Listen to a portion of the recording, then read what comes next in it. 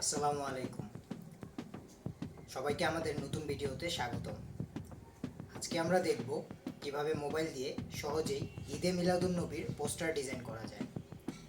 এজন্য আমাদের একটি অ্যাপ্লিকেশনের প্রয়োজন হবে যার নাম পিক্সেল ল্যাব। এটি আপনার প্লে স্টোরে সম্পূর্ণ ফ্রিতে পেয়ে যাবেন। চলুন শুরু করা যাক আজকের ভিডিও।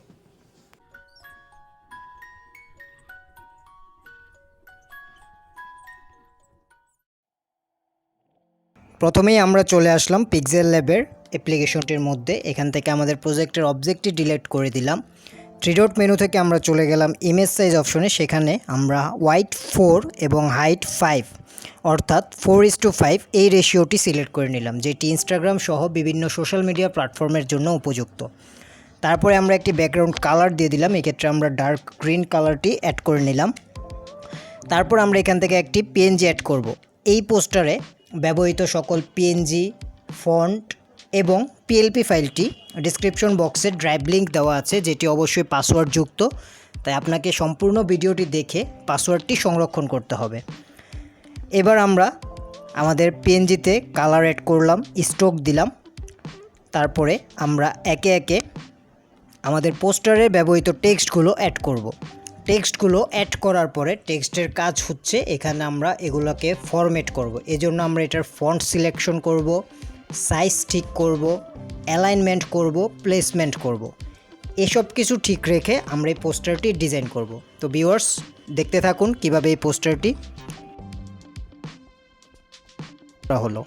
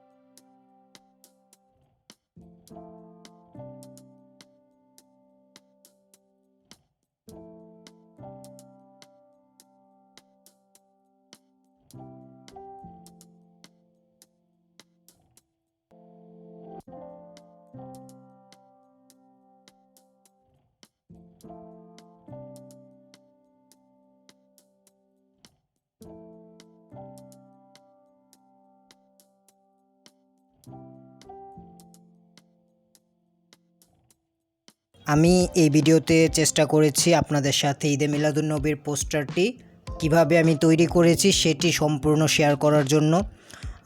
আপনারা অন্যান্য ভিডিওতে দেখতে পাবেন যে শুধুমাত্র পিএলপি ফাইলটি শেয়ার করা থাকে, কিভাবে পোস্টারটা তৈরি করা হয়েছে সে সম্পর্কে বিস্তারিত থাকে না।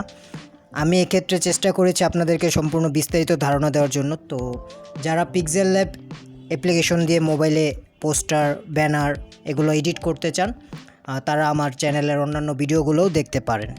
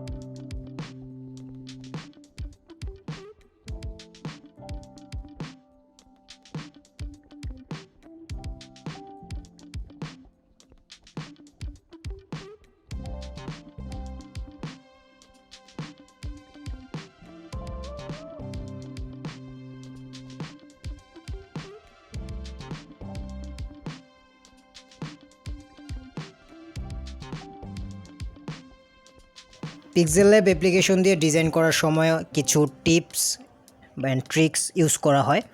তো আপনারা যদি পিক্সেল ল্যাব অ্যাপ্লিকেশনের টিপস অ্যান্ড ট্রিক্স সম্পর্কে কোনো ভিডিও চান, আমাকে কমেন্ট বক্সের মাধ্যমে জানাতে পারেন। আমি চেষ্টা করব আপনাদেরকে সেই একটি ভিডিও উপস্থাপন করার জন্য।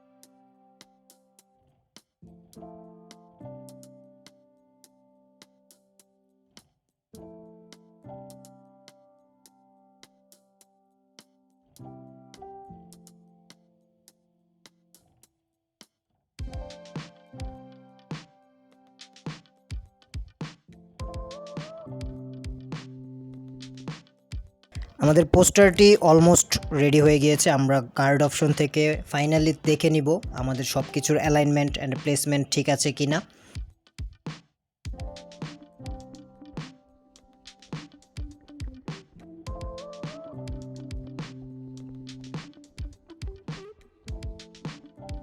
তারপরে আমরা এই প্রজেক্টটিকে আমরা সেভ করতে পারি as a PLP file or as a image হিসেবে আমরা জেপিজি ফরম্যাট অ্যান্ড পিএনজি ফরম্যাটে সেভ করতে পারবো।